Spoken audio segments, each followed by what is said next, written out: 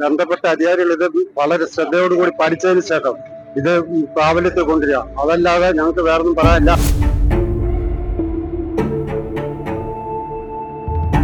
Bakery ജംഗ്ഷനിൽ നിന്ന് ഒരു ഓട്ടോ എടുത്ത് നമ്മൾ ട്രാൻസ്പോർട്ട് ചെന്ന് കഴിഞ്ഞാൽ അന്ന് ആ ട്രാൻസ്പോർട്ട് സ്റ്റാൻഡിലേക്ക് ഇടാന്ന് വെച്ചാൽ അവർ അങ്ങനെ ഓടിച്ചു കളയും. ആശുപത്രിയിൽ പോകുന്ന ഞങ്ങളൊന്ന് പണിമുടക്കാനുള്ള ഒരു അവസ്ഥ ഭയാനകമാണ്. കാരണം ആ ഭാഗം സർക്കാർ ഇവരാരും മന്ത്രിമാരെ എംഎൽഎമാർ ചിന്തിക്കുന്നില്ല.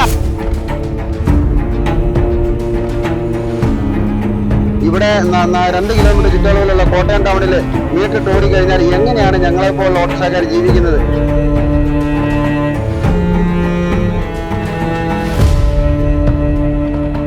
നമസ്കാരം. മാർച്ച് 1 മുതൽ ഓട്ടോറിക്ഷകളിൽ ഫെയർ മീറ്റർ നിർബന്ധമാക്കുകയാണ്. ഫെയർ മീറ്റർ പ്രവർത്തിക്കാതെ ഇരിക്കുന്ന വാഹനങ്ങളിൽ സൗജന്യ യാത്ര എന്ന സ്റ്റിക്കർ പതിപ്പിക്കുന്നതിനാണ് ട്രാൻസ്പോർട്ട് കമ്മീഷണർ നിർദ്ദേശം നൽകിയിരിക്കുന്നത്. ഇപ്പോൾ ഞാൻ നിൽക്കുന്നത് കോട്ടയം നഗരത്തിലെ ഓട്ടോറിക്ഷ സ്റ്റാൻഡിലാണ്. ഈ ഫെയർ മീറ്റർ പ്രവർത്തനം സംബന്ധിച്ച് ഓട്ടോറിക്ഷ തൊഴിലാളികൾ എങ്ങനെയാണ് പ്രതികരിക്കുന്നത്, ഇത് എത്രത്തോളം പ്രാവർത്തികമാകും തുടങ്ങിയ കാര്യങ്ങൾ നമുക്ക് ഇവിടുത്തെ ഓട്ടോറിക്ഷക്കാരോട് തന്നെ ചോദിച്ച് മനസ്സിലാക്കാം. 1-ാം തീയതി മുതൽ മീറ്റർ ഘടിപ്പിക്കണമെന്നാണ് പറയുന്നത്. അത് ഞങ്ങളെ കൊണ്ട് ഞങ്ങളുടെ സാമ്പത്തികത്തെ ബാധിക്കുന്ന ഒരു പ്രശ്നമാണ്. ആ പ്രശ്നത്തിനോട് ഞങ്ങൾക്ക് യോജിക്കാൻ കഴിയത്തില്ല.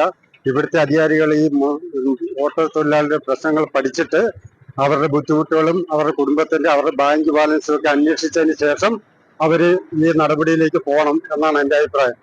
അതുപോലെ തന്നെ ഞങ്ങളുടെ ഇവിടുത്തെ ഈ കോട്ടയത്തെ ഓരോ കടകളിലും ഒരു ചായക്കൊരിടത്ത് 10 ഒരിടത്ത് 12, വേറൊരിടത്ത് 15, ഒരു കടിക്ക് 10 ആണെങ്കിൽ 12, 15 പല തോന്നിയ വിലയ്ക്കാണ് ഇവിടെ സാധനങ്ങൾ. ഇത് നിയന്ത്രിക്കാൻ ഇവിടെ അധികാരികളില്ലേ? അതുപോലെ തന്നെ ഇവിടെ ഞങ്ങൾ അങ്ങോട്ടോ ഇങ്ങോട്ടോ ഒരു ഓട്ടം പോയാൽ കൂടി വന്നാൽ 40-50 രൂപയുടെ ഓട്ടം കിട്ടിയാൽ അത് തിരിച്ച് അതേപടി കാലി വിട്ടാണ് ഞങ്ങൾ ഇവിടെ വരുന്നത്. ഞങ്ങൾക്ക് അടുത്ത ഒരു സ്റ്റാൻഡിൽ കിടക്കാൻ പറ്റത്തില്ല. നമ്മളിപ്പോ ഈ ബേക്കറി ജംഗ്ഷനിൽ ഒരു സ്റ്റാൻഡ് ഇവിടുന്ന് അർത്തൂട്ടി വരെ പോയാൽ അതിനിടയ്ക്ക് ചാലൂരിന്റെ BBF ഉണ്ട്, ചാലൂരിന്റെ കോളേജ് റോഡ്, അർത്തൂട്ടി, ചാലൂർ CSI പള്ളിയുടെ ഭാഗത്ത് ഇത്രയും സ്റ്റാൻഡ് കവർ ചെയ്ത് വേണം ഞങ്ങൾ തിരിച്ചു വരാൻ. അവിടെ നിന്ന് ഒരു ഓട്ടം പോലും ഞങ്ങൾക്ക് തിരിച്ചു കിട്ടാറില്ല. അവിടെയും കിടക്കുന്നവർ ഞങ്ങളെപ്പോലെ ജീവിക്കാൻ കിടക്കുന്നവരാണ്. അതുകൊണ്ട് ഞങ്ങൾ അധികാരികളിത് ബന്ധപ്പെട്ട അധികാരികളിത് വളരെ ശ്രദ്ധയോടുകൂടി പഠിച്ചതിന് ശേഷം ഇത് പ്രാബല്യത്തിൽ കൊണ്ടുവരിക. അതല്ലാതെ ഞങ്ങൾക്ക് വേറൊന്നും പറയാനില്ല. അതുപോലെ തന്നെ നമ്മുടെ കോട്ടയത്ത് നമ്മുടെ IPS ഋഷിരാജ് സിംഗ് സാർ ഇരുന്നപ്പോൾ 2 വണ്ടി കോട്ടയത്തിട്ട് ഓടിച്ചു നോക്കിയാണ്. അദ്ദേഹം ഈ പ്രസ്ഥാനം നടക്കത്തില്ല എന്ന് പറഞ്ഞ് പോയ വ്യക്തിയാണ്. അദ്ദേഹത്തിന് അറിയാം. അതുപോലെ അന്നിരുന്ന കലക്ടർക്കും അറിയാം ഇത് നടക്കത്തില്ലെന്ന്. കോട്ടയത്ത് വികസനമില്ല, ഇവിടെ ഒരു ഫെസിലിറ്റി ഇല്ല. മുനിസിപ്പാലിറ്റി മാത്രം പേരേ ഉള്ളൂ. ഇവിടെ 1.5 കിലോമീറ്റർ ചുറ്റളവില് മുനിസിപ്പാലിറ്റി ഉള്ളത്. ഇവിടെ കോടിവേപ്പാലം, കഞ്ഞിക്കുഴിപ്പാലം, നാമ്പറം പാലം, ചുങ്കം കഴിഞ്ഞാൽ പിന്നെ ടൗൺ ഇല്ല. എവിടെയാ ഉള്ളത്? ഇവിടെ വലിയ അതോറിറ്റി പറയുന്നുണ്ട്. ഇവര് വികസനം ഇല്ലാത്ത ഈ കോട്ടയത്ത് ഞങ്ങൾ എങ്ങനെ ഓടും? അത് ആദ്യം പഠിപ്പിച്ചേ ഞങ്ങളെ. അത് കഴിഞ്ഞ ശേഷം നിങ്ങൾ നിയമം കൊണ്ടുപോവാ. അതും ബഹുമാനപ്പെട്ട മന്ത്രി ഇതൊന്നും പഠിക്കാതെ പെട്ടെന്ന് ഒരു സുപ്രഭാതത്തിൽ ഉണർന്നെഴുന്നേറ്റിട്ട് ഇദ്ദേഹം മീറ്റിട്ട് ഓടിക്കുക എന്ന് പറഞ്ഞാൽ അദ്ദേഹത്തിന് ഇതിന്റെ ബുദ്ധിമുട്ടുകൾ അറിയില്ല. കടകളിൽ പോയി സാധനങ്ങൾ വാങ്ങിക്കുന്നവർക്ക് അതിന്റെ ബുദ്ധിമുട്ട് മനസ്സിലാക്കാൻ പറ്റുകയുള്ളൂ. ഓരോ സാധനങ്ങളുടെ വില 2022 30 രൂപ മിനിമം ചാർജ് ആക്കിയപ്പോൾ ഇന്ന് 2025 തന്നെ ആ സാധനങ്ങളുടെ വിലക്കയറ്റം 2 വർഷം കൊണ്ട് എത്ര ഉണ്ടെന്നുള്ളത് ഈ മന്ത്രി മനസ്സിലാക്കണം. അതൊക്കെ പഠിച്ചതിന് ശേഷം നമുക്ക് തീരുമാനങ്ങളിലേക്ക് കടക്കണമെന്നാണ് എന്റെ അപേക്ഷ. ഈ കോട്ടയം ടൗണിനെ കുറിച്ച് പറയുകയാണെങ്കിൽ ഏറ്റവും വലിയ കാര്യം എന്ന് വെച്ച് കഴിഞ്ഞാൽ ഈ കോട്ടയത്തെ സ്റ്റാൻഡിന് 54-56 സ്റ്റാൻഡ് ഉണ്ട് കോട്ടയം ടൗണില്. അവത്തില് ഒന്നാം സ്റ്റാൻഡ് ആദ്യത്തെ ടൗണായ സ്റ്റാർ ജംഗ്ഷൻ തൊട്ട് ഇപ്പോഴത്തെ ടൗൺ CMS കോളേജ് വരെ 54 ഇത് സ്റ്റാൻഡാണ് ഉള്ളത്. ഇപ്പൊ ഓരോ സ്റ്റാൻഡിനും ഓരോ നമ്പറുണ്ട്. 1, 2, 3, 4, 54 നമ്പരും ഉണ്ട്. ഈ നമ്പറിന്റെ അടിസ്ഥാനത്തിൽ 1-ാം നമ്പർ സ്റ്റാൻഡിലുള്ള ഒരു വണ്ടി 2-ാം നമ്പർ സ്റ്റാൻഡിൽ ഓടാൻ ചെന്നാൽ അവർ ഓടിക്കുമല്ല. നമ്മൾ ഉദാഹരണത്തിന് ഞാൻ നിങ്ങൾ പറയുന്നത് മനസ്സിലാക്കണം. ബേക്കറി ജംഗ്ഷനിൽ നിന്ന് ഒരു ഓട്ടോ എടുത്ത് നമ്മൾ ട്രാൻസ്പോർട്ട് ചെന്ന് കഴിഞ്ഞാൽ അന്ന് ആ ട്രാൻസ്പോർട്ട് സ്റ്റാൻഡിലേക്ക് ഇടാന്ന് വെച്ചാൽ അവർ അങ്ങനെ ഓടിച്ചു കളയും. നിങ്ങൾ തിരിച്ച് ബേക്കറി സ്റ്റാൻഡിൽ തന്നെ പോകണമെന്ന് പറയും. ഇത് ഈ നിയമം ഉണ്ടാക്കി വെച്ചിരിക്കുന്ന ആരാണ്? നമ്മുടെ ഉദ്യോഗസ്ഥർ തന്നെ ഉണ്ടാക്കി വെച്ചിരിക്കുന്ന കാര്യങ്ങളാണ്. 17-ാം നമ്പർ സ്റ്റാൻഡിൽ 1-ാം നമ്പറിലെ 2-ാം നമ്പറിലെ വണ്ടി വന്നു കഴിഞ്ഞാൽ അവരും കൂടെ ഉൾപ്പെടെ വന്ന് നമ്മളെ ഓടിച്ചു വിടും. പിന്നെ നമ്മൾ അങ്ങനെ തിരിച്ച് നമ്മുടെ കുടുംബം എന്ന് പറഞ്ഞാൽ നമ്മുടെ സ്റ്റാൻഡിൽ തന്നെ വരാതെ നമുക്ക് വേറൊരു ഓട്ടം കിട്ടത്തില്ല. കോർപ്പറേഷൻ എന്ന് പറഞ്ഞാൽ അതല്ല. കോഴിക്കോടും എറണാകുളവും തിരുവനന്തപുരം എന്ന് പറഞ്ഞു കഴിഞ്ഞാൽ 40-45 കിലോമീറ്റർ അപ്പോഴേ ടൗൺ തന്നെയായിട്ട് ബന്ധപ്പെട്ട് കിടക്കുക. അവിടെ നമുക്ക് ഏത് രീതിയിലും ഓടാം. ഒരു സ്റ്റാൻഡിൽ നിന്ന് വണ്ടി വിടുന്ന വണ്ടി വേറെ ആ സ്റ്റാൻഡിൽ വരെ. എന്റെ ഒരു കൂട്ടുകാരൻ എറണാകുളത്ത് ഓടുന്നുണ്ട്. അവൻ പറയാണ്, അവൻ തൃപ്പൂണിത്തുറയിൽ നിന്ന് ഒരു ഓട്ടം പോയി കഴിഞ്ഞാൽ പിന്നെ ആ സ്റ്റാൻഡിൽ ഒരിക്കലും തിരിച്ചു വരാറില്ല. അവൻ വരുന്നത് രാത്രി 9 മണിക്ക് വീട്ടിലാണ് ചെല്ലുന്നത്. കാരണം ഓരോ സ്റ്റാൻഡിലും എല്ലായിടത്തും ടൗണുമാണ്. അതനുസരിച്ച് അവർക്ക് എവിടെ വേണേലും ഓടാം. അപ്പൊ ആ രീതിയിൽ നമുക്ക് കോർപ്പറേഷൻ ഉണ്ടാകുന്ന ഒരു ഇതും നമുക്ക് ഈ മുനിസിപ്പാലിറ്റി സാധിക്കത്തില്ല. ഇവിടുന്ന് 2 കിലോമീറ്റർ പോയി കഴിഞ്ഞാൽ വാരിശ്ശേരിയിലേക്ക് പോയി കഴിഞ്ഞാൽ അവിടെ ആർത്തിതീരാ, അവിടെ കൊണ്ട് തീരുക. 4 കിലോമീറ്റർ ചുറ്റളവിൽ മാത്രമേ ടൗൺ ഉള്ളൂ. വേറൊരു വികസനവും ഇല്ലാത്ത ഈ കോട്ടയത്ത് ഈ മീറ്റർ നടപ്പാക്കാന്ന് വിചാരിച്ച നടക്കുന്ന കാര്യം ഇത് പല പ്രാവശ്യം ഇത് വന്നിട്ടുള്ളതാണ്. ഇതുവരെ യാതൊരു രീതിയിലുള്ള പുരോഗമനം ഉണ്ടായിട്ടില്ല. എല്ലാവർക്കും ഇതിനകത്ത് എതിര് തന്നെ. ഞങ്ങൾക്ക് മീറ്റർ വെക്കുന്നതിൽ ഒരു കുഴപ്പമില്ല. പക്ഷെ നമുക്ക് മറ്റ് സ്റ്റാൻഡുകളിലും ഇതുപോലെ തന്നെ ഓടാനുള്ള അനുവാദം തന്നു കഴിഞ്ഞാൽ ഞങ്ങൾക്ക് ഒരു കുഴപ്പമില്ല. ഇവിടുന്ന് കളക്ടറേറ്റിൽ പോയി ഉദ്യോഗസ്ഥരെ അറിയിച്ച എല്ലാ കാര്യങ്ങളും ഉദ്യോഗസ്ഥരെ അറിയിച്ചാണ്. എല്ലാ കാര്യങ്ങളും ഇവരെല്ലാവരോടും ഒത്തുകൂടിയിട്ടുള്ള ഒരു കാര്യമാണ്. എന്ത് ചെയ്യും?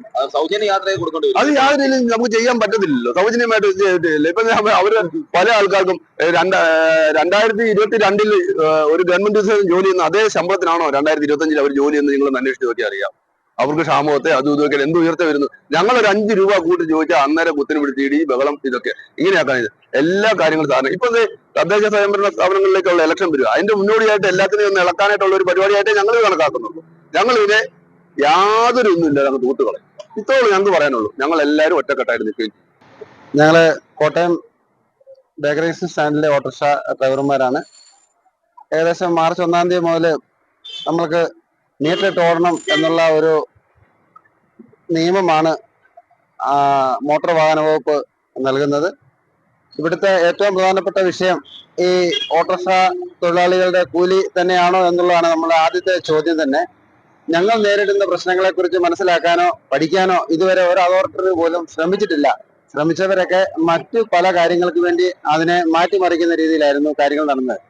ഈ ഓട്ടോയുമായിട്ട് നടന്നുകൊണ്ട് ഉപജീവനം നടത്തുന്ന സാധാരണ ജനങ്ങളായ ഞങ്ങളെ സംരക്ഷിക്കേണ്ട ആളുകൾ തന്നെ ഞങ്ങൾക്ക് എതിരായിട്ട് വരുന്ന രീതികളാണ്. അടിക്കടി ഉണ്ടാകുന്ന പെട്രോളിന്റെ വിലവർധനകള്, അതുപോലെ തന്നെ മോട്ടോറിന്റെ ഓട്ടോ പാർട്സുകൾ തമ്മിലുള്ള വില വ്യത്യാസങ്ങള്, ഇപ്പോൾ ഈ പറയുന്ന മീറ്ററിന്റെ തന്നെ സെൻസറുകൾ പിടിപ്പിച്ചിരിക്കുന്ന പല കാര്യങ്ങൾ പോലും യാതൊരുവിധ നമുക്കെന്താ പറയുന്ന ഒരു ഗ്യാരണ്ടിയും ഇല്ലാത്ത രീതിയിലാണ്.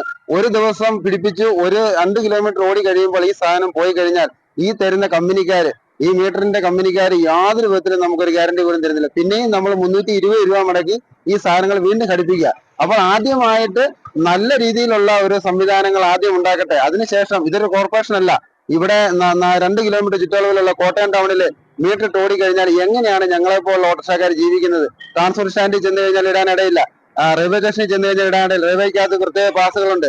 അവിടെ പല വണ്ടിക്കാരുമായിട്ട് പടപൊരുതി തന്നെയാണ് ഇവിടെ ഞങ്ങൾ ഈ കോട്ടയം ടൗണിൽ നിൽക്കുന്നത് തന്നെ. അപ്പൊ ഇത് യാതൊരു വിധത്തിലും നല്ല രീതിയിലുള്ള സുഗമമായ ഒരു ജീവിതത്തെ ബാധിക്കുന്ന ഒരു കാര്യമല്ല.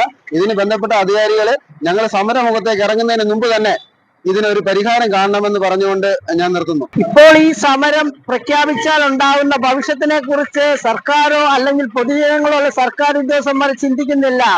ഒരു നിമിഷം 24 മണിക്കൂറും ടൗണിൽ കൂടി തേരാപ്പാര ഓടുന്ന ഓട്ടോറിക്ഷക്കാരൻ ഈ മിതമായ കൂലിയും മേടിച്ച് മിതമായ കൂലിയെ കിട്ടുന്നുള്ളൂ.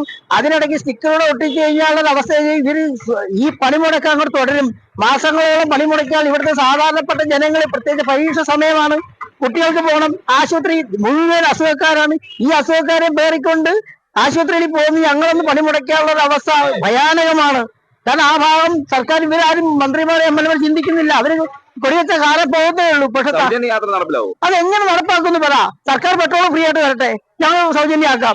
സർക്കാർ ടാക്സ് ഇളവ് ചെയ്യട്ടെ, പാർട്സിന് അവർ നിയന്ത്രിക്കട്ടെ, വേർപാട്സ് കുത്തര കൂടുന്നു. ഇതിനൊക്കെ അവർ നിയന്ത്രണം വെക്കട്ടെ.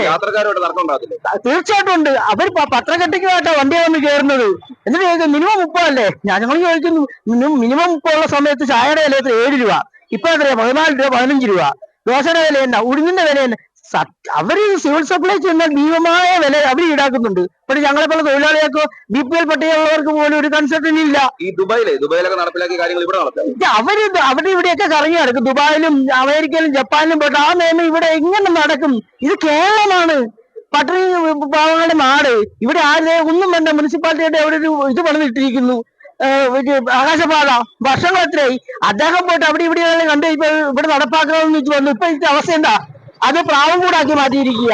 ഇതുപോലെ നികുതി പണം കൊണ്ട് പൈസ നശിപ്പിക്കുന്ന ഒരു സംവിധാനമാണ് ഇപ്പൊ സർക്കാർ എടുക്കുന്നത്.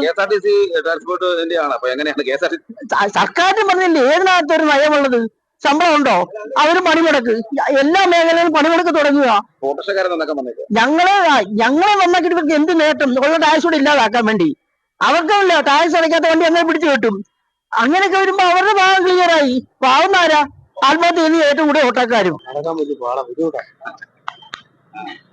അതിന് പല ദോഷങ്ങളും ഉണ്ട്. അതിന്റെ ദോഷം ഉണ്ടാവും, എപ്പോഴും നഷ്ടത്തിലും ഉണ്ടാവും. ആ ഉപ്പുപോട്ട് കർപ്പൂരം വരെ വില കൂടുതൽ. അങ്ങനെ ഞങ്ങൾ വീട്ടിൽ വഴിയിൽ ചാർന്ന് ഓടാൻ കാര്യമില്ല. സൗജന്യ യാത്ര കൊടുക്കേണ്ടി വരും ഇതില്ലെങ്കിൽ. അങ്ങനെയാണെങ്കിൽ സർക്കാർ വണ്ടി തന്നാൽ സൗകര്യമായിരുന്നു. സർക്കാർ വണ്ടി തന്നാൽ എല്ലാം സൗജന്യം. എല്ലാം സൗകര്യം. അതിനാണ് ഞങ്ങൾ ഇതുകൊണ്ട് നടക്കണ്ടേ. പട്ടിണി മരമല്ലേ ഇതുകൊണ്ട് നടക്കുക. പട്ടിണി നിലവിൽ ഈ കോട്ടയം നഗരത്തിൽ മുനിസിപ്പാലിറ്റി കീഴിൽ 54ഓളം ഓട്ടോറിക്ഷ സ്റ്റാൻഡുകളാണുള്ളത്. അതിൽ 5000-ലധികം ഓട്ടോറിക്ഷകൾ ഉൾപ്പെടും. ഇപ്പോൾ ഫെയർ മീറ്റർ പ്രവർത്തിച്ചില്ലെങ്കിൽ സൗജന്യ യാത്ര എന്നതിനോട് യോജിക്കാൻ കഴിയില്ല. ഇത് പണ്ടൊരിക്കൽ ഋഷിരാജ് സിംഗ് പഠനം നടത്തി അത് നടക്കില്ല എന്ന് തെളിയിച്ചതാണ്. വീണ്ടും അത് പ്രാവർത്തികമാക്കുന്നത് പ്രായോഗികമല്ല എന്നാണ് ഓട്ടോറിക്ഷക്കാർ അഭിപ്രായപ്പെടുന്നത്. ഫെയർ മീറ്റർ ഇല്ലെങ്കിൽ അല്ലെങ്കിൽ അത് പ്രവർത്തനരഹിതമാണെങ്കിൽ സൗജന്യ യാത്ര എന്ന സ്റ്റിക്കർ പതിക്കും. ഇതോടെ യാത്രക്കാരുമായി തർക്കമുണ്ടാകാനുള്ള സാധ്യതയുമുണ്ട്. മാത്രമല്ല ഫിറ്റ്നസ് ഉൾപ്പെടെ നൽകാതിരിക്കുകയും ചെയ്യും എന്നതാണ് ട്രാൻസ്പോർട്ട് വകുപ്പിന്റെ തീരുമാനം. ഏതായാലും ഇത് പരിശോധിക്കേണ്ടതുണ്ട്. എടുപടി എന്ന് നടപ്പിലാക്കുന്നതിന് പ്രായോഗികമായ കാര്യങ്ങളുണ്ട്. അതുകൊണ്ട് ഇതിൽ ഒരു പഠനം നടത്തിയതിനു ശേഷം ഈ ഓട്ടോറിക്ഷക്കാരുടെ ബുദ്ധിമുട്ടുകൾ, സാധാരണക്കാരായ അവരുടെ പ്രയാസങ്ങളും കഷ്ടപ്പാടുകളും ഒക്കെ മനസ്സിലാക്കിയിട്ട് വേണം ഇത്തരത്തിലൊരു സംവിധാനം നടപ്പിലാക്കുവാൻ എന്നാണ് ഇവർ തന്നെ ഓട്ടോറിക്ഷക്കാർ തന്നെ പറയുന്നത്. Cameraman ജിതിനൊപ്പം CR Sam, Marunadan Malayali, Kottayam.